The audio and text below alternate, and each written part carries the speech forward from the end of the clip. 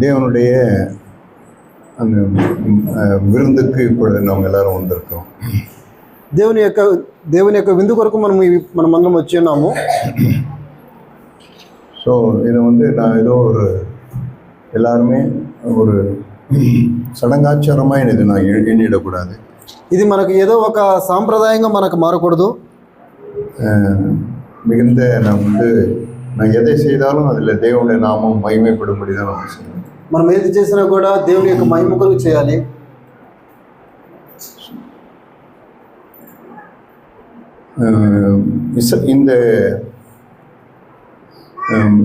இந்த பஸ்கா இந்த பந்தி எப்படி ஏற்பட்டதுன்னு உங்களுக்கு நான் சொல்கிறேன். ఈ యొక్క విందు ఏ విధంగా ఆరంభమైందని నేను చూపించాలనుకుంటున్నాను. இஸ்ரவேல் ஜனங்க எகிப்தில் அடிமையாக இருந்தாங்க. ఇశ్రాయేలు జనులు ఐగుప్తులో దాసులుగా ఉన్నారు, బానిసలుగా. தேவன் அவர்களை அந்த எகிப்திலிருந்து அவர் வெளியே கொண்டு வந்தார். దేవుడు వారిని ఆ యొక్క ఐగుప్తులు బానిసత్వం నుంచి బయటికి తీసుకుని వచ్చాడు. உபாகமத்தின் புஸ்தகம் 16வது அதிகாரம், ద్వితీయోపదేశకాండము 16వ అధ్యాయము. அப்போ ஆண்டவர் மோசேயை பார்த்து இப்படி ஒரு வார்த்தையை சொல்றார். ప్రభువు మోషేను చూసి ఈ విధంగా అడిగాడు, இந்த ஆபீப் மாதத்தை நீ கவனித்திருந்து அதிலே உன் தேவனாகிய கர்த்தருக்கு பஸ்காவை ஆசரிக்க கடவாய். ஆபீப் மாதத்திலே ராக்காலத்தில் உன் தேவனாகிய கர்த்தர் உன்னை எகிப்திலிருந்து புறப்பட பண்ணினாரே. 16వ అధ్యాయము 1వ వచనము. అబీబు నెల ఆచరించి నీ దేవుడైన యెహోవాకు పస్కా పండుగ జరిగింపవలెను. ఏలైనగా అబీబు నెలలో రాత్రి వేళ నీ దేవుడైన యెహోవా ఐగుప్తుల నుండి నిన్ను రప్పించెను. 2வது வசனம், கர்த்தர் நமது நாமம் விளங்கும்படி தெரிந்து கொள்ளும் ஸ்தானத்தில் உன் தேவனாகிய கர்த்தருக்கு பஸ்காவின் பலியாகிய ஆடு மாடுகளை பலியிடுவாயாக. తన నామమును స్థాపించుటకై ఏర్పరచుకుని స్థలంలోనే నీ దేవుడైన యెహోవాకు పస్కాను ఆచరించి గొర్రె మేకల్లో కానీ గోవుల్లో కానీ బలి అర్పింపవలెను. ஸோ இப்படி தான் ஆண்டவர் இந்த பஸ்கா, அதாவது நம்ம இதை நினைவு கூறும்படிக்கு தான் ஆண்டவர் இந்த காரியத்தை ஏற்படுத்தினார். ప్రభు ఈ విధంగా ఈ యొక్క పస్కా లేకపోతే ఈ విందు మనం ఆచరించినట్లుగా జ్ఞాపకం చేసుకున్నట్లుగా దేవుడు మనకి ఆచరించుటకు అనుగ్రహించున్నాడు. ஸோ இதை நான் என்னுடைய இஷ்டத்தின்படி நான் செய்திடக்கூடாது. అయితే ఇది మన ఇష్టానుసారంగా చేసే విషయం కాదు ఇది. அதனால தான் 3வது வசனத்தில் இப்படி 3வது வசனம் இப்படி எழுதப்பட்டிருக்கு. 3వ వచనంలో ఈ విధంగా రాయబడి ఉంటుంది, நீ எகிப்து தேசத்திலிருந்து புறப்பட்ட நாளை நீ உயிரோடு இருக்கும் நாளெல்லாம் நினைக்கும்படி பஸ்கா பலியுடனே புளிப்புள்ள அப்பம் புசியாமல் சிறுமையின் அப்பமாகிய புளிப்பில்லாத அப்பங்களை 7 நாள் வரைக்கும் புசிக்க கடவாய். நீ தீவிரமாய் எகிப்து தேசத்திலிருந்து புறப்பட்டபடியினால் இப்படி செய்ய வேண்டும். మధ్యలో రాయబడి ఉంటుంది, నీవు ఐగుప్తు దేశంలో నుండి వచ్చిన దినమున నీ జీవితములన్నింటిలో జ్ఞాపకం చేసుకున్నట్లు బాధకు స్మరణ తెచ్చు పొంగని ఆహారమును 7 దినములు తినవలను. మొదట్లో రాయబడి ఉంటుంది, నీవు త్వరపడి ఐగుప్తు దేశంలో నుండి వచ్చితివి కదా.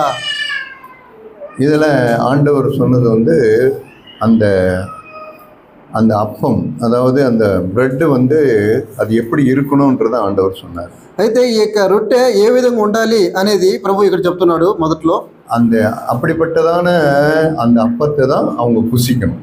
ఇటువంటి రొట్టెను మాత్రమే మనము తినాలి.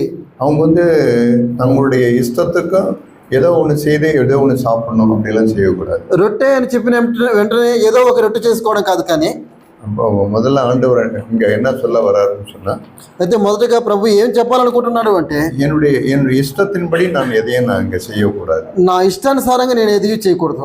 அங்கே அவர் சொல்லும்போது ஒன்று சொல்கிறாரு, அங்கே புளிப்புள்ள அப்பம் புசிக்கக்கூடாது. అయితే ఇక్కడ రాయబడినట్టుగా పస్కా పండుగలలో పొంగినది ఏది పులుపుగానే ఉండకూడదు. புளிப்பு இல்லாத அப்பத்தை தான் நீ புசிக்கணும். పులుపు లేనిదే ఉండవలను.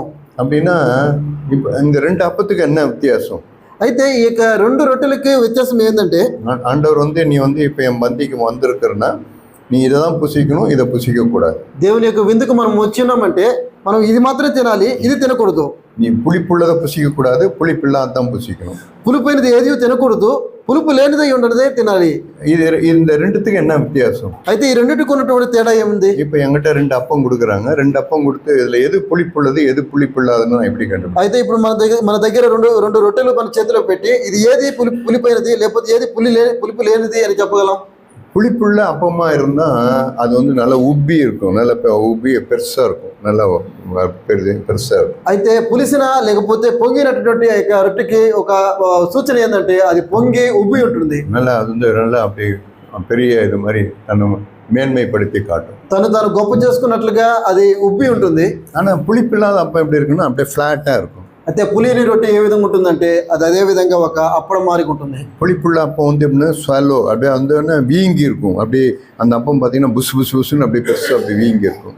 పులుపు కలిగిన రొట్టె ఏ విధంగా ఉంటుందంటే ఉబ్బి అదే విధంగా తను తాను ప్రొజెక్ట్ చేసుకుంటూ కనబడుతూ ఉంటుంది. ஆனால் புளிப்பில்லாத அப்பம் எப்படி இருக்குன்னா நார்மலாக இருக்கும். అయితే పులుపు లేనటువంటి రొట్టె తను తాను అణుచుకున్నట్లుగా ఉంటుంది. நம்ம ஆண்டவர் வந்து இதை நம்ம நம்ம நம்ம இதை புசிக்கிறவங்க எப்படி இருக்கணும்னு சொன்னா, అయితే ఈ రొట్టెని తినవారు ఎటువంటి వారై ఉండాలంటే அவங்க புளிப்பு இருக்கக்கூடாது. వారి దగ్గర పులుపు ఉండకూడదు. அப்படின்னா அவங்க வந்து தன்னை உப்பி தங்களை பெரியவங்களா காட்டக்கூடாது. అంటే వారు తమ తమ తమ దృష్టికి వారు గొప్పవారుగా, తమ దృష్టికి వారు హెచ్చించుకున్న వారుగా ఉండకూడదు. அவங்க தன்னை வந்து ஒரு பெரிய நான் தான் பெரிய ஆளு, நான் பெரிய பிக் ஷாட் அப்படின்னு నేను గొప్పవాడిని, నేను లేకపోతే నేను గొప్ప హోదా కలిగిన వాడిని అన్నట్టుగా ఉండకూడదు. அவங்க வந்து எப்பவுமே எப்படி இருக்கணும்னு சொன்னா அவங்க சாதாரண ஆர்டினரியா இருக்கணும். అయితే వారు ఏ విధంగా ఉండాలంటే వారి దృష్టికి సామాన్యమైనటువంటి ఒక మనిషిగా ఉండాలి.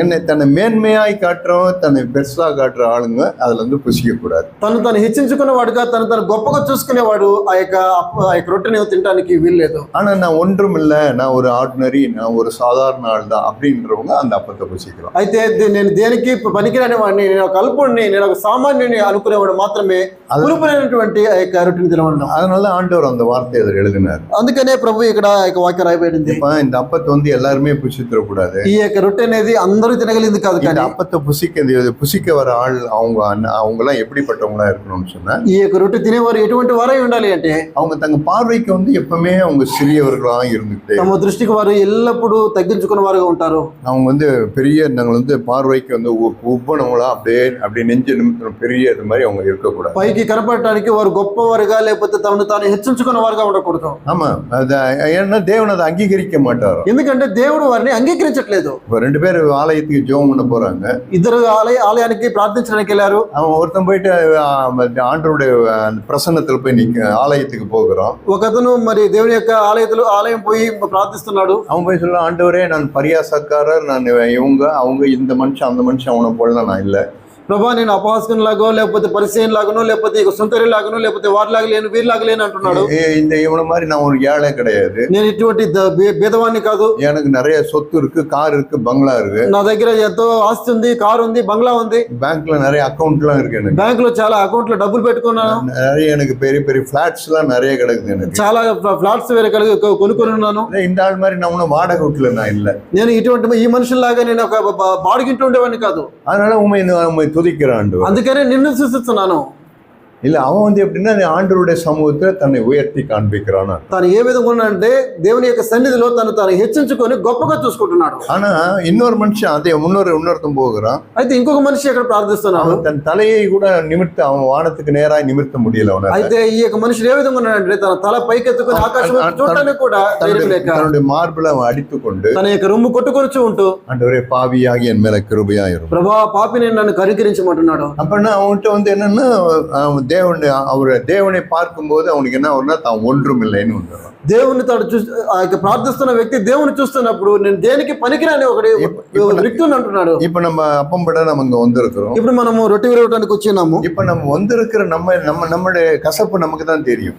అయితే వచ్చినటువంటి మనలో ఉన్నటువంటి చేతులు మనకి తెలుసు. இருதயத்தின் கசப்பு இருதயத்துக்கு தான் தெரியும். హృదయం యొక్క వేదన హృదయానికి తెలుసు అని రాయబడినట్టుగా நான் அப்பம்பிட வந்திருக்கிறேன். నేను ఆ రొట్టె విరచడానికి వచ్చాను. நான் வந்து ஆர்டினரி மேனோ அல்லது நான் வந்து பிக் மேனோ, నేను ఒక సామాన్యమైన మనిషిగానే ఉన్నానా లేకపోతే నేను ఒక గొప్ప వ్యక్తిగా నేను అనుకుంటున్నానా? இல்ல நான் வந்து ஒரு ஸ்பெஷல் சிஸ்டரா இல்ல நான் ஒரு ஆர்டினரி சிஸ்டரா, నేను ఒక ప్రత్యేకమైన ఒక సహోదరిగా అనుకుంటున్నామా లేకపోతే నేను ఒక సామాన్యురాలైన ఒక సహోదరిగా అనుకుంటున్నావా? இல்ல நான் ஒரு கேபிட்டல் பி பிரதரா அல்லது நான் ஸ்மால் பி பிரதரா? అలా కాకపోతే నువ్వు ఒక క్యాపిటల్ ఒక పెద్ద అక్షరం ఉన్నటువంటి బీవా లేకపోతే చిన్న అక్షరం కలిగినటువంటి బీవా?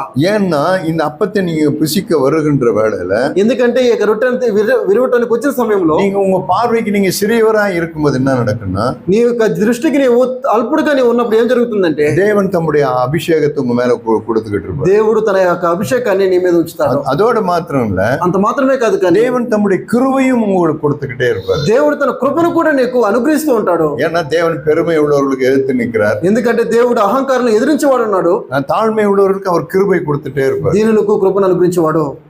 இப்ப அதான் ஆண்டவர் இந்த வார்த்தையை அதை சொன்னார். అందుకనే ఆ ప్రభు ఈ మాట అంటున్నాడు, நீ அப்பம் புசிக்க வர నీవు ఆ రొట్టె విరవటానికి వచ్చినావు, உன் இருதயத்துல மேட்டுமே சிந்தை இருக்குதுன்னு சொன்னா, అయితే నీ యొక్క హృదయంలో నీ హెచ్చైన అభిప్రాయాన్ని కలిగి ఉన్నావు అంటే நீ அப்பத்தை புசிக்காத, నీవు ఈ యొక్క రొట్టెని విరవద్దు. இல்ல உன் இருதயத்துல உனக்கு தாழ்மையான சிந்தனை இருக்குன்னா, అయితే నీ యొక్క హృదయంలో నీవు అల్పుడుగానే ఉంటే நீ இந்த அப்பத்தை தைரியமா நீ புசிக்கலாம். నీ యొక్క ఈ యొక్క రొట్టెని నీవు సులువుగా నీవు తినవచ్చు. அதனாலதான் ஆண்டவர் இந்த டிஃபரன்ஷியை காட்டினார். అందుకనే దేవుడు ఈ యొక్క రెండింటి మధ్య తేడా చూపిస్తాడు. பாவம் எல்லா பாவத்திலும் கொடிதான பாவம் எது தெரியுங்களா? పాపం అన్నిటిలో కూడా గొప్ప ఘోరమైన పాపం ఏం తెలుసా మీకు? நாம நினைச்சுக்கிறோம் விபச்சாரம், வேசித்தனம், களவு, காம விகாரம், மண்கண் அப்படின்றதெல்லாம் நம்மளாம் பாவம் அப்படின்னு మనం అనుకోవచ్చు వ్యభిచారము, నరహత్య, దొంగతనము మరి ఇటువంటి అనుకోవచ్చు. உண்மைதான், அதெல்லாம் பாவம், உண்மைதான், నిజమే, అవి కూడా పాపాలే. ஆனா இதை காட்டிலும் பெரிய பாவம் எது தெரியுங்களா? వీటన్నిటికంటే ఘోరమైనటువంటి గొప్ప పాపం ఏంటంటే ஆவிக்குரிய பெருமை தான் பெரிய. ఆత్మీయమైనటువంటి మరణము, ఆత్మీయమైనటువంటి గర్వము. ஆவிக்குரிய எப்போ அந்த ஸ்பிரிச்சுவல் பிரைட், அதாவது ஒரு ஆவிக்குரிய பெருமை இருக்குதோ அப்ப இருக்கும்போது தேவனே அவங்கள எதிர்த்து நிற்க ஆரம்பிக்கும். ఎప్పుడైతే మనకు ఆత్మీయపరమైన గర్వం ఉంటుందో దేవుడే మనకి ఎదురు నిలిచేవాడుగా ఉంటున్నాడు. அதனால தான் ஆண்டவர் அந்த வார்த்தையை எழுதினார். అందుకని ఈ యొక్క వాక్యాన్ని దేవుడు రాసి చూపించాడు. சிறுமையின் அப்பம் அப்படின்னு எழுதினார். చిన్న ఒక రొట్టె రాయబడింది. அது என்ன அப்படின்னா, என் பார்வைக்கு நான் எப்பவுமே சிறியவனா இருக்கிறது. అంటే నా యొక్క దృష్టికి ఎప్పుడు కూడా నేను அது எப்பவுமே ఉండాలి, చిన్నవాడిగా ఉండాలి. அது எப்பொழுதுமே அது ரொம்ப ரொம்ப அது பாதுகாப்பான ஒன்று. ఆ యొక్క చిన్నదిగా ఉండడం కారణాన్ని బట్టి అది ఎల్లప్పుడూ కూడా భద్రపరచబడింది అయి ఉంటుంది. దేవుடைய கிருபை உங்க மேல என் மேல அதிகமா இருந்து கொண்டே இருக்கும். ఎందుకంటే దేవుని యొక్క కృప నీ మీద నా మీద అధికంగా కుమ్మరించబడుతుంది. இயேசுவே ஒரு வார்த்தை சொன்னாரு. యేసుక్రీస్తు ప్రభువు ఒక మాట అన్నాడు, தன்னைத்தான் உயர்த்துகிறவன் தாழ்த்தப்படுவான், తను హెచ్చించుకున్నవాడు తగ్గించబడును. தன்னைத்தான் உயர்த்துகிறவன் தாழ்த்துகிறவன் அவன் உயர்த்தப்படுவான். అయితే ఎవడైతే తను తగ్గించుకుంటాడో తను హెచ్చించబడతాడు. இதுதான் இன்னைக்கு சபையில இதுதான் ஒரு போட்டியே. இதுதான் అయితే సంఘంలో ఉన్నటువంటి పోటీ ఈ రెండింటి మధ్యనే. சபையில வரும்போதுதான் என்ன நடக்கும்னா, யார் பெரியவன் அப்படின்னு ஒரு எண்ணம் வரும். సంఘానికి మనం వస్తున్నప్పుడు అలా మనం అనుకుంటుంటాము, మనలో ఎవరు గొప్పవాడు. ஆனா அது அப்படின்னா என்ன అర్థంனா, அவங்க தன்னை உబ్బి காட்டின்னுக்குறாங்க. అంటే దానికి కారణం అర్థం ఏంటంటే, నన్ను నేను ఎంతగా గొప్పగా చూపించుకోవాలి. సభையில பெரியவன்றது கிடையவே கிடையாது. సంఘంలో పెద్దవాడు అనేటువంటి వ్యత్యాసమే లేదు. సభையில பெரியவர் தேவன் మాత్రమే. సంఘంలో పెద్దవాడు, గొప్పవాడు, ప్రాధాన్యమైన వాడు దేవుడు మాత్రమే. நம்ம எல்லாருமே சகோதரர்கள். మనమందరము సహోదరులము. சாத்தான் அவங்கள தொடவே மாட்டான். అటువంటి వాడిని సాతానుడు ముట్టలేడు. பெங்களூர்ல சகோதரன், நம்முடைய ஆவிக்குரிய தகப்பன், நம்முடைய மூத்த சகோதரன் சகரியா பொண்ணை பார்த்து ஒருத்தர் இப்படி சொன்னாராம். బెంగళూరులో మన యొక్క సహోదరుడు జాక్పున్న గారిని చూసి ఒక సహోదరుడు అడిగాడట, உங்களுக்காக நாங்க ஜெபம் பண்ணிக்கிறோம் அப்படின்னாங்க. నీ కొరకు మేము ప్రార్థిస్తున్నాము అన్నాడట. எதுக்காக ஜெபம் பண்றீங்கன்னு சொன்னா, ఎందుకు ప్రార్థిస్తున్నానంటే, நீங்க ஆண்டவரை விட்டு கீழே பின்மாற்றத்துல போகணும், నీవు దేవుణ్ణి విడిచిపెట్టి నీవు వెనుకబడిపోవాలని, நீங்க கீழே விழணும் ஜெபம் பண்ணிக்கிறோம். నీవు పడిపోవాలని ప్రార్థిస్తున్నాము. நாங்க 5 பேருக்கு ஜெபம் பண்ணிட்டு இருந்தோம். మేము 5గురం ప్రార్థిస్తున్నాము. அதுல 2 பேர் கீழே விழுந்துட்டாங்க. ఇద్దరు పడిపోయారు. 3 பேர் தான் இருக்கிறாங்க. ఇంకా 3 ఉన్నారు. அந்த 3 பேர்ல நீங்க ஒரு ஆள். అయితే ఆ 3లో నీవు ఒకటి అన్నారట. ஜாக் சொன்னாராம். వెంటనే సహోదరుడు జాక్ అని అంటాట, எனக்கா ஜெபம் பண்ணாதீங்க, ప్లీజ్ నా కోసం ప్రార్థించొద్దు, இல்ல என்ன பண்ணாதீங்க அப்படின்லாம் அவர் சொன்னார். ఆ విధంగా నా కోసం ప్రార్థన చేయొద్దని బతులాడలేదు. కానీ அவர் உடனே தைரியமா சொன்னாராம். అయితే ఆయన ధైర్యంగా చెప్పాడంట, ஜெபம் பண்ணுங்க, நீங்க ప్రార్థించండి. ஆனா சாத்தான் என்ன ஒண்ணும் சொல்ல முடியாது. అయితే సాతాను నన్ను ముట్టలేడు. ஏன்னு சொன்னா, ఎందుకంటే நான் சகோதரர்களுக்குள்ள சகோதரனா இருக்கிறேன். నేను సహోదరుల మధ్యలో నేను సహోదరుడిగానే ఉన్నాను. அதே மாதிரி அவங்க சகோதரிகள் உங்களை சாத்தான் உங்களை சகோதரிகளாகி உங்களை தொட முடியாது. సహోదరులుగా మిమ్మల్ని సాతాను ముట్టలేడంటే, ஏன்னு சொன்னா, ఎందుకంటే நீங்க சகோதரிகளுக்குள்ள சகோதரிகளா இருக்கு. మీరు సహోదరుల మధ్య సహోదరి సహోదరిగా ఉండాలి. அதே மாதிரிதான் நெல்லூர்ல இருக்கிற சகோதரர்களை சாத்தான் தொட முடியாது. అదే విధంగా నెల్లూరులో ఉన్న సహోదరులను సాతాను ముట్టలేడు. நீங்க సகోదరులకుள்ள సகోదరனா இருக்கும்போது சாத்தான் நெல்லூர் சபையில கால் வைக்க முடியாது. మీరు సహోదరుల మధ్యగా సహోదరులుగా ఉన్నారంటే సాతాను మిమ్మల్ని ముట్టలేడు. எப்ப என்ன நான் உப்ப காட்டுறனோ, ఎప్పుడైతే నన్ను హెచ్చించుకోవడం మొదలు పెడతానో அப்பவே அது புளிப்பு ஏறி போச்சுன்னு அர்த்தம். అప్పుడే మన దగ్గర పులుపు ఏర్పడింది అని అర్థం. சாப்பிடறதுக்கு நல்லா இருக்கும், తినడానికి బాగానే ఉండొచ్చు, வாய்க்கு நல்லா இருக்கும், నోటికి రుచిగా ఉండొచ్చు, ஆனா தேவன் அங்கீகரிக்க மாட்டார். అయితే దేవుడు అంగీకరించడు. புளிப்புள்ள அப்பம் ஒண்ணு அங்க இருக்குதுன்னு சொன்னா, పులుపైనటువంటి రొట్టె ఎక్కడ ఉంది అంటే பைபிள்ல அப்படியே எழுதப்பட்டிருக்கு. ఈ విధంగా దేవుని వాక్యం రాయబడింది. புளிப்புள்ள அப்பம் அங்க இருக்குதுன்னு சொன்னா, పులుపు కలిగిన పొంగినటువంటి அவன் அந்த கோத்திரத்துல இருந்தே தேவன் அவனை எடுத்துருன்னு, ఆ యొక్క గోత్రం నుంచే ఆ యొక్క రొట్టెని తీసివేయాలి. நம்ம புதிய உடன்படிக்கையில எப்படின்னு சொன்னா, కొత్త నిబంధనలో ఏ విధంగా అంటే அவனை ஜீவ புஸ்தகத்திலிருந்து அவன் பேரை கிறுக்கி போடுன்ற, జీవ గ్రంథాల నుంచి తన పేరు తీసివేయబడుతుందని రాయబడింది. ఎందుకని? அவன் தன்னை உயர்த்தினான். తను హెచ్చించుకున్న కారణాన్ని బట్టి. அவன் எவ்வளவுக்கு எவ்வளவு அவன் உயர்த்துகிறானோ, ఎంతగా తను హెచ్చించుకుంటాడో அவனுக்கு தேவனுக்கு சம்பந்தம் இல்லாம போயிட்டே இருக்கும். తనకు దేవునికి సంబంధం లేని వాడికి మాట్లాడుతున్నాడు. அதனாலதான் அவன் மேல இருந்து கீழே விழுந்தான். అందుకనే పై నుంచి కిందకి పడ్డాడు వాడు. தேவனுக்கு மேலா போவேன், నేను దేవునితో సమానంగా ఉంచుకుంటాను, உன்னதற்கு மேலா உயர்த்துவேன், నేను ఇంకా పరలోకానికి వెళ్తాను, நான் சிங்காசனத்துல నేను ఒక సింహాసనాన్ని వేసుకుంటాను, நான் உன்னதமானவருக்கு ஒப்பாவேன், నేను ఆయనకి సమానంగా ఉంటాను. அவன் உயர்த்தும் அந்த ஆவி என்ன ஆகுன்னா, తను హెచ్చించుకునేటువంటి ఆత్మ ఏం చేసిందంటే கீழே தள்ளினது, కిందకి పడవేసింది. ஆனா இயேசு கிறிஸ்து எப்படி வந்தாருன்னா, అయితే యేసు క్రీస్తు ప్రభువు ఏ విధంగా ఉన్నాడంటే அவர் தன்னை தாழ்த்தினார், తను తగ్గించుకున్నాడు, அவன் தன்னை தாழ்த்தினார், ఇంకా కూడా తగ్గించుకున్నాడు, மரண பரியந்தம் தன்னை தாழ்த்தினார், మరణం వరకు తగ్గించుకున్నాడు. பிதா அதனாலதான் அவர் உயர்த்தினார். అయితే తండ్రి ఆయనను పైకి లేపాడు. இதுதான் ரெண்டு அப்பத்துக்குள்ள வித்தியாசம். ఇది రెండు రొట్టెల మధ్య ఉన్నటువంటి వ్యత్యాసం. அதனால நான் ஏதோ எல்லாரும் கொடுக்குற மாதிரி, ஏதோ கோயில் பிரசாதம் கொடுக்குறாங்கன்ற மாதிரி நம்ம போயிடக்கூடாது. ఏదో ఒక గుడిలో ఇచ్చే ప్రసాదం మారిగా మీ అందరికి తలా ఒకటి ఇచ్చేది కాదు. కానీ பயந்து இருக்கணும், நம்ம భయం కలిగి ఉండవలసింది. ஆண்டவரே எனக்கு உதவி செய்யுங்க, ప్రభా నాకు సహాయపడండి. நான் எந்த இடத்துலயும் என் சகோதரர்களுக்குள்ள நான் என்ன ஒரே ஒரு இன்ச்சு கூட நான் உயர்த்தக்கூடாது. నేను ఏ విషయంలో కూడా నా సహోదరుల మధ్య నేను ఒక ఇంచు కూడా నేను హెచ్చించుకోకూడదు. தேவன் யாருக்கு எதிரியா இருப்பார்னு எழுதப்பட்டிருக்கு. దేవుడు ఎవరిని ఎదిరించేవాడుగా ఉంటున్నాడంటే, பெருமை உள்ளவர்களுக்கு தேவனை எதிர்த்து, ఎవరైతే అహంకారులుగా గర్వం కలిగిన వారు ఉంటారో వారికి எவ்வளவு பெருமை இருந்தா எதிர்ப்பாரு, ఎవరు గర్విస్తే ఎదిరించబడతారు. ஒரு அடி பெருமை இருந்தா எதிர்ப்பாரோ, ఒక అడుగు పెరిగి గర్వం ఉంటే ఎదిరిస్తారు. இல்ல 6 அடி பெருமை இருந்தா இருப்பாரோ, లేకపోతే 6 అంగుళాలు ఉంటే సరిపోతుందా, ஒரு ஜான் இருந்தா எதிர்ப்பாரு, లేకపోతే ఒక జాన్ ఉంటే సరిపోతుందా, இல்ல 1 ఇంచ్ இருந்தா எதிர்ப்பாரு, లేకపోతే 1 ఇంచు ఉంటే సరిపోతుందా? நான் சொல்றேன், ఏం చెప్తున్నాను, காது விழுந்தா கேளுங்க, మీరు వినాలి. முடியளவு பெருமை என்கிட்ட இருக்குனாங்களோ தேவன் எனக்கு எதிரியாய் மாறும். వెంట్రుక వాసి గర్వం ఉన్నప్పటికీ కూడా దేవుడు నన్ను ఎదిరిస్తున్నాడు. ஒரே ஒரு முடியளவு பெருமை, ఒకే ఒక వెంట్రుక వాసి ఉన్నా కూడా, முடியளவு பெருமை இருக்கும்போது தேவன் உங்ககிட்ட புளிப்பு ஏறி போச்சுன்னு அர்த்தம். వెంట్రుక వాసి ఒక గర్వం మన దగ్గర ఉంటుందంటే పులుపు అప్పుడే మనకి పడుతుంది అని అర్థం. தேவன் என்னை அங்கீகரிக்கவே மாட்டார். దేవుడు మనం అంగీకరించలేడు. வேணும் ஜனங்க ஊரு ஜனம் அல்லது கூட இருக்கிற மற்றவங்களும் அங்கீகரிப்பாங்க, ఊరు జనము మళ్ళీ ఇక మన పక్కన వారందరూ కూడా అంగీకరించవచ్చు. ஆனா தேவன் அங்கீகரிக்க மாட்டார். అయితే దేవుడు అంగీకరించడు. தேவன் பார்க்கிறதெல்லாம் பிளாட். దేవుడు చూస్తున్నంత ఎవరైతే తను తగ్గించుకుని அப்படி பிளாட்டா இருக்கிறவங்க, ఎవరైతే సామాన్యులుగా ఉంటారో, அப்படின்னா என்ன அர்த்தம்னா, எப்பொழுதும் சதா அப்படி பிளாட்டா இருக்கிறவங்க எப்பொழுதும் தேவனையே அவங்க தொழுது கொண்டுகளா இருப்பாங்க. అంటే వారికి అర్థం ఏంటంటే ఎల్లప్పుడూ వారు దేవుని మీదే ఆధారపడేవారు, దేవునే మహిమపరిచేవారు. மோசேக்கு கோராகின் புத்திரர்கள்லாம் மோசேக்கு விரோதமா எழும்புறாங்க. కోరహు కుమారులు మోషేకి ఎదురు తిరిగారు. அவங்க மோசேவை பார்த்து அவங்க எல்லாம் கிண்டல் பண்றாங்க. మోషేని చూసి వారందరూ ఎదురు తిరుగుబాటు చేశారు. நீ ஜனங்களுக்கு மேல உயர்த்துற அப்படி இப்படின்னு பேசுற, నువ్వేంది జనులకు మధ్యగా నిన్ను హెచ్చించుకుంటున్నావు అన్నారు. ஏன் அந்த மாதிரி எதிர்க்கிறாங்க? ఎందుకని వారు తిరుగుబాటు చేశారు?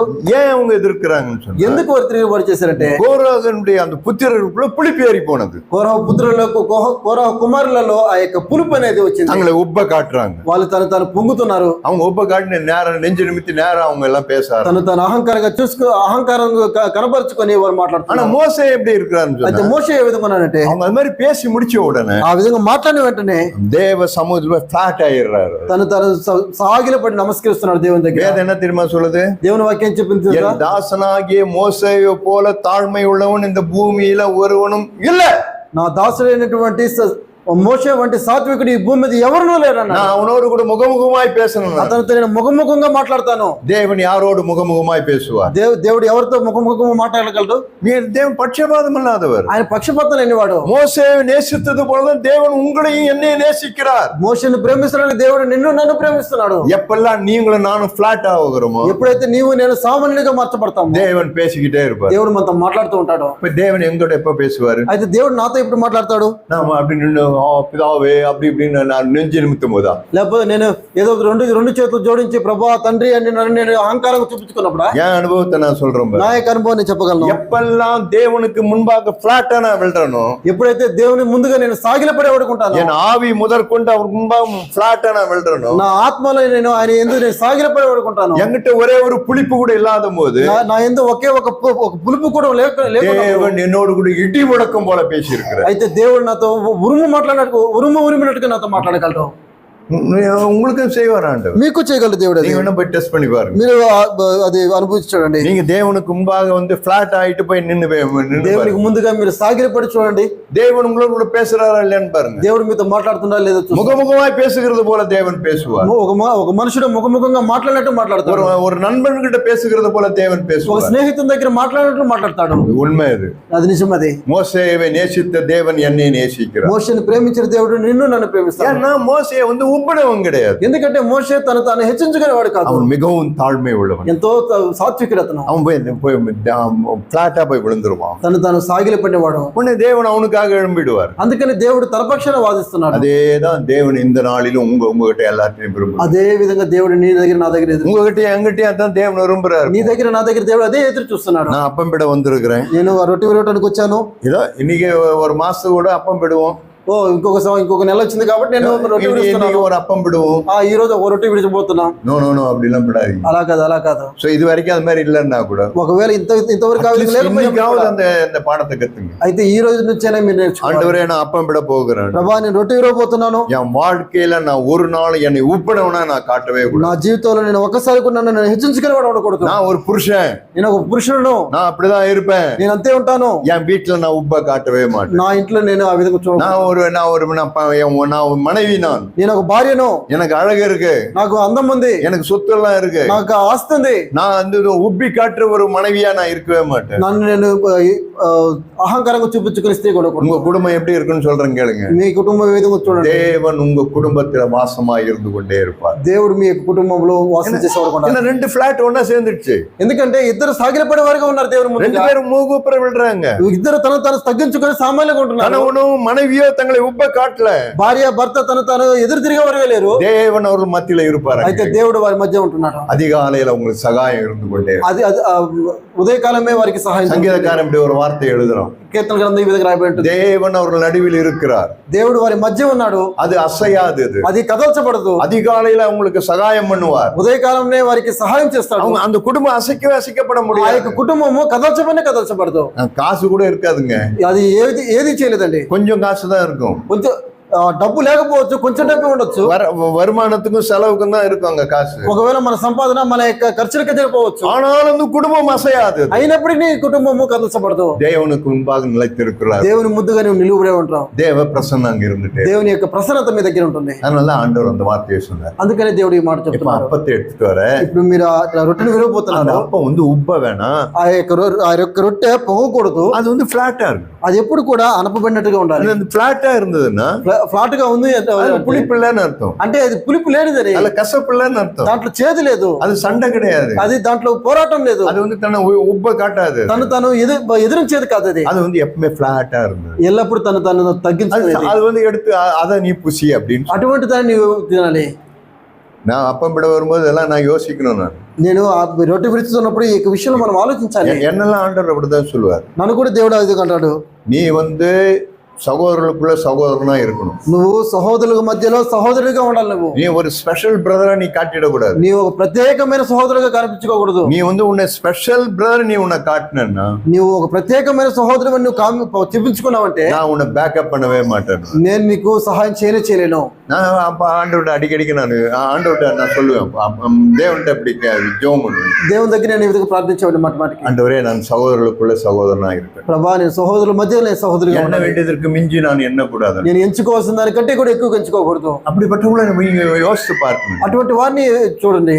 இப்போ ஆண்டவர் என்ன பண்றாருன்னா, ஒரு சிலருக்கு 5 தாளந்துகள் கொடுக்குறாரு. మీరు ప్రభు ఏం చేస్తున్నాడు, ఒక మనుషుడికి 5 తలాంతులు ఇస్తున్నాడు, ஒருத்தருக்கு 2 தாளந்து கொடுக்குறாரு, ఇంకొక అతనికి 2 ఇస్తున్నాడు, இன்னொரு మనుషునికి ஒரே ஒரு தாளந்து, ఇంకొక మనిషికి ఒకటే తలాంతు ఇస్తున్నాడు. 5 தாளந்து கொடுத்தோம், 5 10 ஆக்கிட்டோம். 5 తలాంతులు ఇచ్చిన వాడు 5 10 చేశాడు. 2 தாளந்து கொடுத்தோம், 2 4 ஆக்கிட்டோம். 2 తలాంతులకి పొందుకున్న వాడు 2 4 చేశాడు.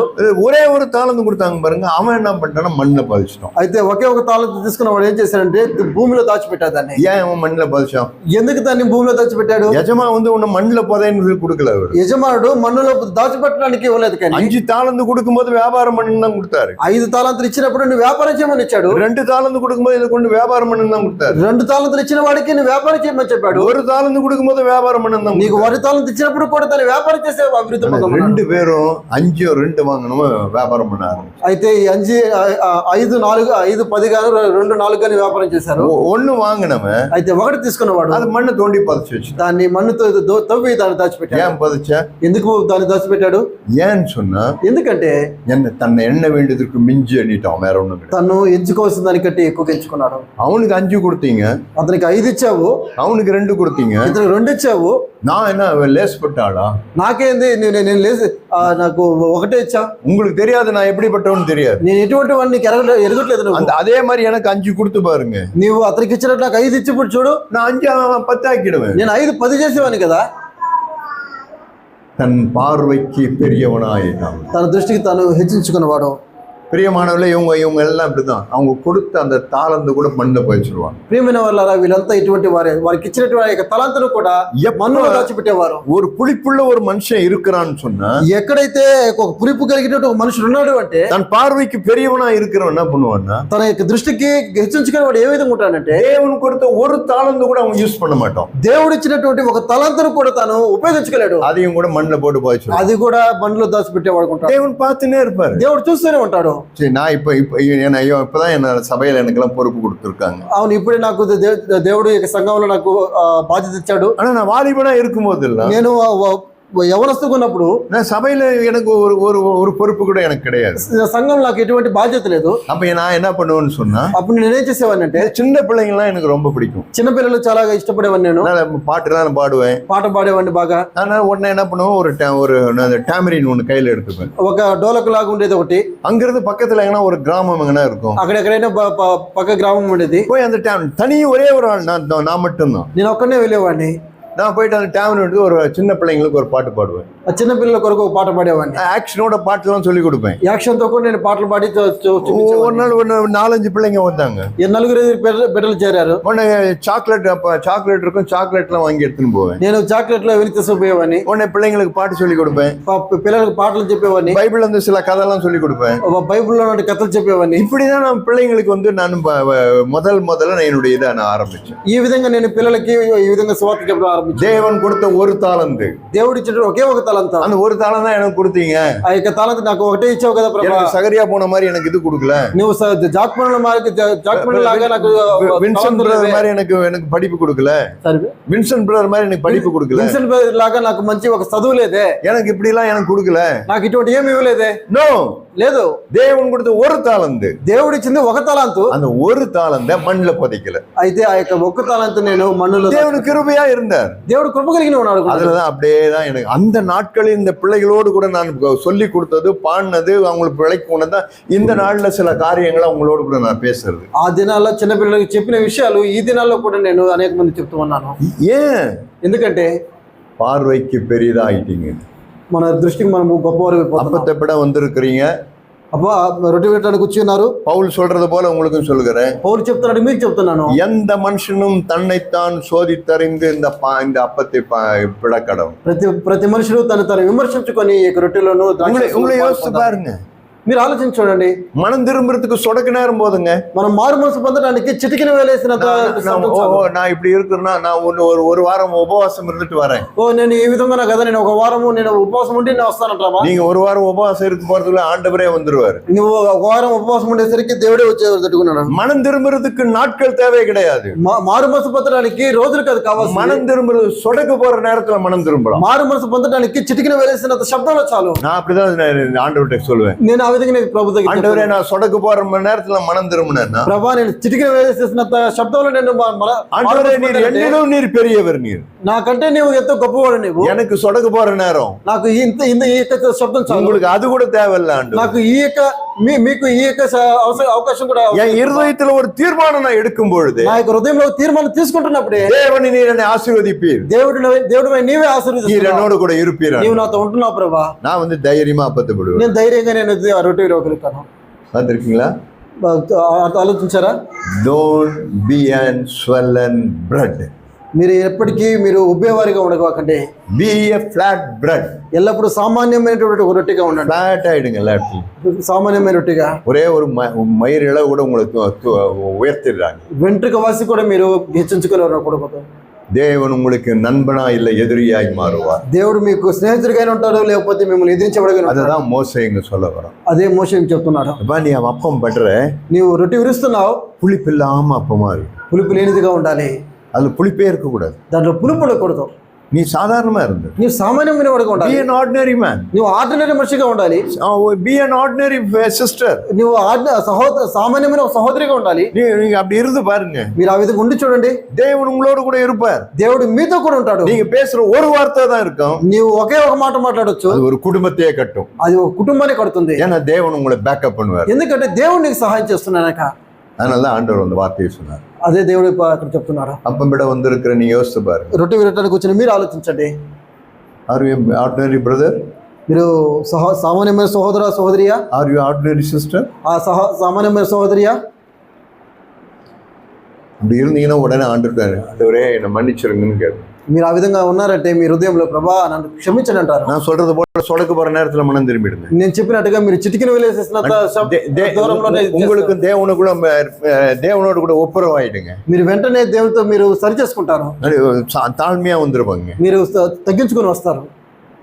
அது அவருடைய அபிஷேகம் உங்க மேல வல்லமையா இருக்கும். ఆయన యొక్క అభిషేకం మీ మీద బలంగా ఉంటుంది. அது மனுஷர்களுக்கு முன்பாகலாம் தெரியாது. అది మనుషులకు తెలిసేది కదా. అది ஆனா நீங்க எப்படின்னா தேவனுடைய ஆவியினால் நிரப்பப்பட்ட பிள்ளைங்களா இருப்பீங்க. అయితే మీ హృదయము దేవుని యొక్క ఆత్మ చేత నింపబడినటువంటి బిడ్డగా ఉంటుంది. நான் சொல்றேன் உங்க வாழ்க்கையே மாறி இருக்கும் பாருங்க. నేను చెప్పినట్టుగా మీ యొక్క జీవితమే మారుతుంది.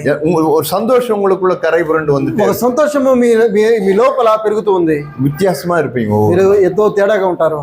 மற்றவங்களை கோபிக்கிறது, ఇతరులతో మీరు కోపడే విషయంలో, மற்றவங்க சண்டை போடுறது, ఇతరులతో మీరు పోరాడే విషయంలో, மற்றவங்க பொருளை இச்சிக்கிறது, ఇతరులను మీరు హింసించే విషయంలో எனக்கு எல்லாமே இயற்கையா இருக்கு. అన్ని కూడా నేను సామాన్యంగా ఉంటాను. ஏன்னா நான் இயேசுவோடு கூட நடக்கிறேன். ఎందుకంటే నేను యేసుతో కూడా నడిచేవాడిని. இயேசு எந்த விதத்திலும் தன்னை உயர்த்தினது கிடையாது. యేసుక్రీస్తు ప్రభువు ఎటువంటి విషయాల్లో కూడా తన హెచ్చించుకున్నాడు.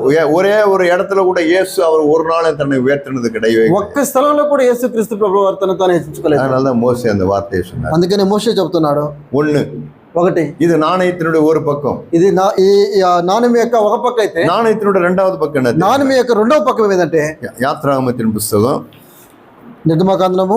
இந்த அப்பத்தை செய்தாச்சு. ఈ యొక్క అప్పంలో రొట్టెలో మీరు చేయి పొందుకుంటున్నారు. இப்போ இந்த அப்பத்தை செய்யறதுனா அப்பத்தை யாருனாலும் புசித்துலாமா? ఈ యొక్క రొట్టె తయారు చేశారు, అయితే ఇది ఎవరు తినాలి అనేది రాయబడింది చూడండి. இல்ல இது அப்படி யாரும் புசிக்க கூடாது. ఇది లేదు ఇది ఎవరు తినకూడదు. ఇది யாத்ராகமம் புஸ்தகம் 12ஆம் அதிகாரம். నిర్గమకాండం 12వ అధ్యాయము. யாத்ராகமம் 12ஆம் அதிகாரம், నిర్గమకాండము 12వ అధ్యాయము 48வது வசனம் பாருங்க. யாத்ராகமம் 12ஆம் அதிகாரம் 48வது வசனம். 48வது வசனம். 12:48 నిర్గమకాండం. அந்நியன் ஒருவன் உன்னிடத்தில் தங்கி கர்த்தருக்கு பர்காவை ஆசரிக்க வேண்டும் என்றிருந்தால் அவனை சேர்ந்த ஆண் பிள்ளைகள் யாவரும் விருத்த சேதனம் பண்ணப்பட வேண்டும். నీ యొద్ద నివసించే పరదేశి యెహోవా పస్కాను ఆచరింప గోరిన ఎడ్ల అతని కలిగిన ప్రతి మగవాడు సున్నతి పొందవలెను. பின்பு அவன் சேர்ந்து அதை ஆசரிக்க வேண்டும். அவன் சுதேசியை போல் இருப்பான்.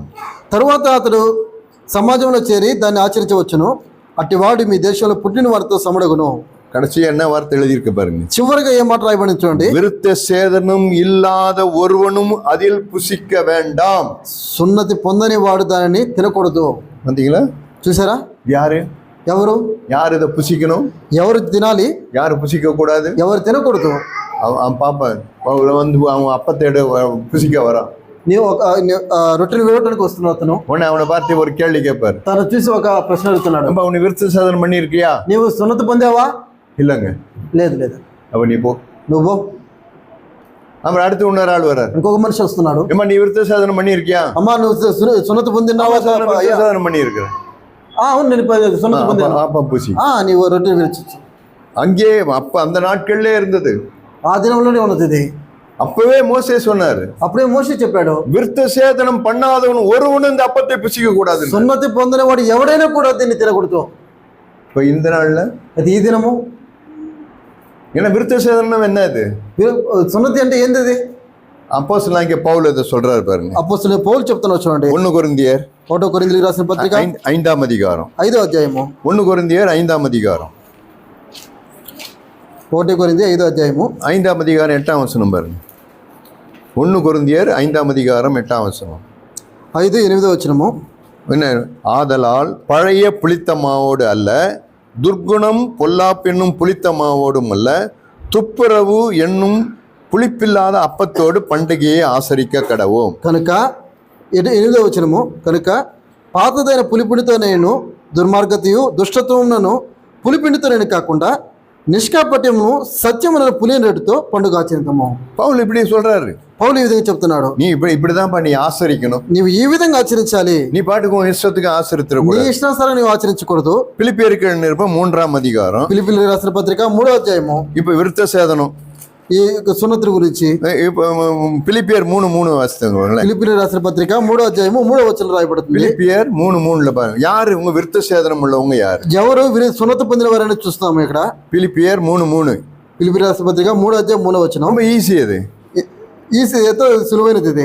ஏனெனில் ఎందుకనగా மாம்சத்தின் மேல் நம்பிக்கையாயிராமல் శరీరం ఆస్పదం చేసుకునక ஆவியினாலே தேவனுக்கு ஆராதனை செய்து దేవుని యొక్క ఆత్మ వలన ఆరాధించు கிறிஸ்து இயேசுவுக்குள் மேன்மை பாராட்டுகிற நாமே விருத்த சேதனம் உள்ளவர். క్రీస్తు యేసునందు అతిశయపడుచున్న మనమే సున్నతి ఆచరించే వారము. பவுல்கிட்ட போய் கேட்டேன், நான் இப்ப எங்களுக்கு பிசிக்கல் விருத்த சேதனம் கிடையாது. పౌలు దగ్గర అడగొచ్చు, నాకు భౌతికమైనటువంటి సున్నతి లేదు. அப்ப நான் விருத்த சேதனம் உள்ளவனை எப்படி சொல்றது? అటైతే నేను సున్నతి పొందిన వాడిని ఏ విధంగా చెప్పాలి? நீ உன் மாம்சத்தின் மேல நம்பிக்கை இருக்க கூடாது. అంటే నువ్వు ఏం చేయాలంటే నీ యొక్క శరీరం మీద నీవు నమ్మకం ఉంచకూడదు. நீ உன் மாம்சத்தின் மேல நம்பிக்கையா இருந்தேன்னு சொன்னா నీవు శరీరం నువ్వు ఆస్పదం చేసుకుంటున్నావు. நீ அதை புசிக்காம தான் இருக்கணும். నువ్వు అది తినకూడదు. నీవు இதுதான் யூதாசுக்கு தெரியல. ఇది యూదాకు తెలియలేదు, ఇస్కరియోతు యూదాకు. அவன் அதனாலதான் அந்த அப்பத்தை புசித்தான். అందుకనే వాడు ఆ యొక్క రొట్టెని తీసుకున్నాడు. இயேசு கிறிஸ்து அந்த அப்பத்தை விட்டு அவங்க தொட்டு அந்த எது தொட்டு அவன் கையில கொடுத்தாரு. యేసుక్రీస్తు ఆ యొక్క రొట్టెని విరిచి తన చేతిలో ఇచ్చాడు. வேதம் என்ன எழுதி வச்சிருக்குன்னா, దేవుని వాక్యం ఏమని రాయబడిందంటే, பிசாசுகளை துரத்த அதிகாரம் பெற்ற அப்போஸ்தலனாகிய யூதாஸ் దెయ్యమును వెలగొట్టడానికి ఏర్పరచబడినటువంటి అపోస్తలుడైన యూదా பிசாசே அவனுக்குள்ள நுழைஞ்சான். పిశాచి దెయ్యమే వాళ్ళ ప్రవేశించింది. பிசாசுகளை துரத்துறதுக்கு அதிகாரம் பெற்ற யூதாசுக்குள்ள பிசாசு நுழைஞ்சுதான். దెయ్యమును వెలగొట్టేటువంటి అధికారం పొందినటువంటి ఇస్కరియోతు యూదా తనలో ఈ యొక్క దెయ్యము ప్రవేశించింది. ஏன்? ఎందుకని? அவன் பண்ணது இந்த மாம்சத்தின் மேல நம்பிக்கை வைத்தான். తాను చేసిన ఒకే ఒక కార్యము శరీరమును ఆస్పద. விருத்த சேதனம் இல்லாதவன், తనలో సున్నతి లేదు. விருத்த சேதனம் இல்லாம தான் போயிட்டு அந்த அப்பத்தை புசித்தான். సున్నతి లేని కారణం, సున్నతి లేకుండా పోయి రొట్టెలు విరిచాడు. அவன் தகுதி இல்லாதவனாய் மாறி. అయితే వాడు దేనికి పనికిరాని వాడిగా మార్చబడ్డాడు. ஏன்னா அவனோட நம்பிக்கை எல்லாம் யாரா இருந்தாங்கன்னா, ఎందుకంటే తన యొక్క నమ్మకం అంతా నమ్మకం అంతా దేని మీద ఉందంటే, பணம். డబ్బు.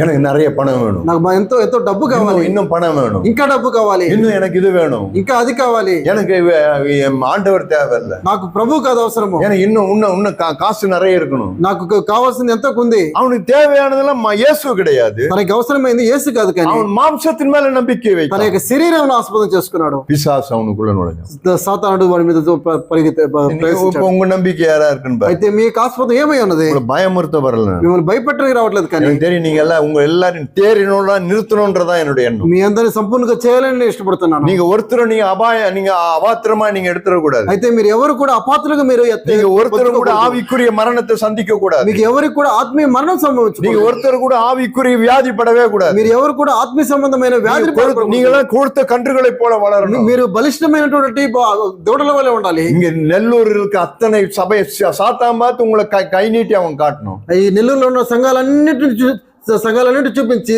సాతానుడు మిమ్మల్ని మాత్రమే ప్రత్యేక தேவன் சுட்டி காட்டுகிற ஒரு சபையாய் நீங்க இருக்கணும். దేవుడు చూపించగలిగిన సంఘంగా నీవు ఉండాలి. அதனாலதான் உங்களுக்கு இதை பேசுறேன். అందుకని మీకు చెప్తున్నాను. நீங்க யார் மேல நம்பிக்கை வச்சிருக்கீங்க? మీరు ఎవరి మీద నమ్మకం కలిగి ఉన్నారు? மனுஷர்கள் மேலயா? మనుషుల మీదగా? இல்லது இந்த உலகத்தின் பேர்லயா? లేకపోతే లోకం మీదనా? இல்லது நீங்க மாம்சத்தின் பேர்லயா? లేదా మీ యొక్క శరీరం உங்க நம்பிக்கை யார் பேர்ல இருக்கு? మీ యొక్క నమ్మకము ఎవరి మీద ఉన్నది? பவுல் சொல்றாரு. పౌలు చెప్తున్నాడు, மாம்சத்தின் மேல நம்பிக்கையா இருக்கிறவன் விருத்த சேதனம் பண்ணாதவன். శరీరం ఆస్పదం చేసుకునేవాడు ఎవడైనా కూడా அவன் விருத்த சேதனமே பண்ணல. వాడు సున్నతి పొందలేదు. அவன் விருத்த சேதனம் பண்ணவனா இருந்தான். వాడు సున్నతి పొంది ఉంటే அவன் மாம்சத்தின் மேல நம்பிக்கையா இருக்கான். శరీరాన్ని ఆస్పదం చేసుకోడు. தேவனுடைய ஆவியில நிறைந்தவனா இருப்பான். దేవుని యొక్క ఆత్మచేత నింపబడి వాడుకుంటాడు. ஆமா, అవును.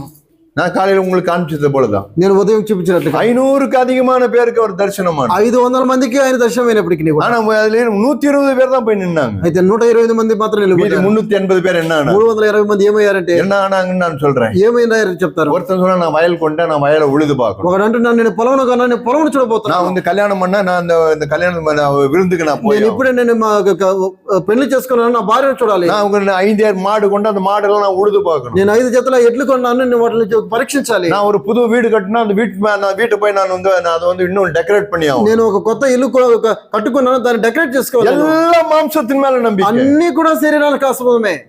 அதனால தான் அவன் டிஸ்குவாலிஃபைட் ஆனான். అందుకని తాను డిస్క్వాలిఫైడ్ అయ్యాడు. எனக்கு பிரியமான சகோதரனே சகோதரியே, నాకు ప్రియమైన సోదర సోదరులారా, இதுதான் அப்ப அர்த்தத்தோடு புரியணும். ఈ విధంగా మనం రొట్టెను సహితంగా விட்டு பாருங்களேன். మీరు ఈ విధంగా మీరు చూడండి. நீங்க வேணா இன்னைக்கு ஆண்டவரே நான் இது வரைக்கும் மாம்சத்தின் மேல நம்பிக்கையா இருந்துட்டேன். ప్రభా, ఇంతవరకు నేను శరీరాన్ని ఆస్పదం చేసుకున్నాను. ஆண்டவரே இதுல இருந்து நான் டோட்டலா நான் வந்து ரிலீஸ் ஆகணும். ప్రభా, దీని నుంచి నేను సంపూర్తిగా విడుదల పొందగోరుతున్నాను. ஆண்டவரே என்னை முற்றிலுமா நான் ஃபிளாட் ஆக்குறேன். ప్రభా, సంపూర్తిగా నన్ను నేను తగ్గించుకుంటాను. ஆண்டவரே நான் இனிமேல் உண்மைதான் பிடிக்க போறேன். ప్రభా, ఇక మీద నీ మీద నేను ఆధారపడుతున్నాను. எங்க மாமியாரை குறை சொல்ல மாட்டேன். నా యొక్క భర్తను నేను என் மருமகளை குறை சொல்ல மாட்டேன். నా యొక్క కోడలు నేను కొరచపడను. என் மருமகனை குறை சொல்ல నా மாட்டேன். యొక్క అల్లుడిని నేను కొరచపడను. மாமனாரை குறை சொல்ல மாட்டேன். లేకపోతే నా యొక్క మామని నేను కొరచపడలేదు. சொந்தக்காரனை குறை சொல்ல மாட்டேன். లేకపోతే వేరే ఎవరితో నేను సెలగట్లేదు. ஒருவரை நான் தீதாய் பேச மாட்டேன். ఎవరిని కూడా నేను విరోధంగా మాట్లాడను. நான் மனம் திரும்புறேன். నేను మారు మనసు పొందుతున్నాను. நீங்க விட்டு பாருங்க. మీరు ఆ విధంగా చూడండి. அடுத்த மாசம் நான் வரும்போது நீங்க சொல்லுவீங்க. ఆ తర్వాత నెల నేను వచ్చినప్పుడు எவ்வளவு தூரம் நீங்க தேவனுக்குள்ள வளர்ந்துருக்கிறீங்க, ఎంతగా మీరు దేవునిలో మీరు ఎదిగి ఉన్నారో. இந்த வேதம் உங்களுக்கு வந்து வெறும் டெக்ஸ்ட் புக் மாதிரி இருக்காது. ఇది ఇక వాక్యము మీకు ఏదో ఒక అక్షరం మాదిరిగా ఉంటుంది. இது உங்களோடு கூட பேசிக்கொண்டே ఈ వాక్యం మీతో మాట్లాడుతుంది. அப்படிப்பட்டவர்களா நீங்க வளரணும். ఆ విధంగా మీరు ఎదగాలి. அதனாலதான் ஆண்டவர் இந்த வார்த்தையை சொன்னார். అందుకనే ప్రభు ఈ మాట చెప్తున్నారు. எப்பா இது வந்து பிளாட் அப்பம், ఇది వచ్చి పొంగనేటువంటి పులిని రొట్టె. இது வந்து உப்பாது. ఇది పొంగేది కాదు. இது மாம்சத்தின் மேல நம்பிக்கை இல்ல. ఇది శరీరాన్ని ఆస్పదం చేసుకునేది కాదు. அதனாலதான் அவர் இயேசு கிறிஸ்து இந்த மாம்சத்தின் மேல அவர் நம்பிக்கையே கிடையவே கிடையாது. అందుకని యేసుక్రీస్తు ప్రభువు తన శరీరాన్ని ఆస్పదం చేసుకోలేదు. அதனாலதான் வேதம் அந்த வார்த்தையை அதை எழுதி வச்சிருக்கு. అందుకని దేవుని వాక్యం ఈ విధంగా రాయబడింది. மரணத்தை நினைவு கூறுங்க. తన యొక్క మరణాన్ని జ్ఞాపకం చేసుకున్నట్లు என்ன மரணத்தை நினைவு கூறுறது? ఆయన మరణాన్ని మనం జ్ఞాపకం చేసుకునేది. அவர் இயேசு கிறிஸ்து தன் மரணத்தை மாம்சத்தின் மேல இல்ல. அவரு యేసుక్రీస్తు ప్రభువు తన యొక్క మరణము మాంస శరీరాన్ని ఆస్పదం చేసుకున్నాడు. அவர் ஒரு நாள் தன்னை உப்ப காட்டல, తను హెచ్చించుకున్నవాడు కాదు. தன் மாம்சத்தின் மேல நம்பிக்கை இல்லாமடி தன்னை ஒப்பு கொடுத்தாரு. తను శరీరం ఆస్పదం చేసుకోకుండా తను అప్పగించుకున్నాడు. ரத்தத்தை சிந்தினாரு, తన యొక్క రక్తం చిందించాడు. அதுதான் நம்ம எல்லாரும் போய் தானே అదే మనం చేస్తున్నాం. அந்த உணர்வோடு கூட இந்த நாள்ல அப்பம் விடுவோம். అటువంటి గ్రహింపుతో మనం రొట్టె విరుద్దామా?